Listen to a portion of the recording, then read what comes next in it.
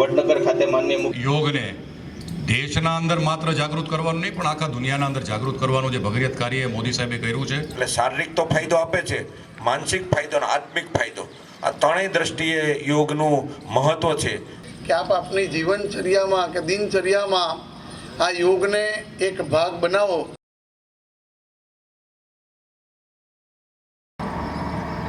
International योग day पात्र है और मैं तो देशवासियों को भी कहूंगा, दर्शन वसुदेव कुटुंबकम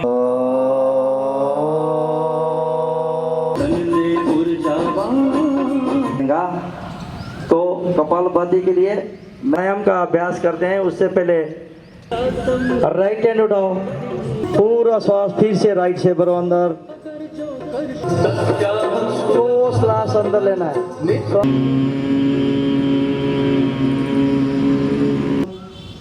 श्वास भरता सीधा અને પગના પંજાને ઉપર ખેંચો, હોલ્ડ કરો, પછી सीधा हथेली नीचे करो, अंदर भरना है और होल्ड करना है. स्थित अपने कंधे को जमीन को लगाओ, पीठ को लगाओ.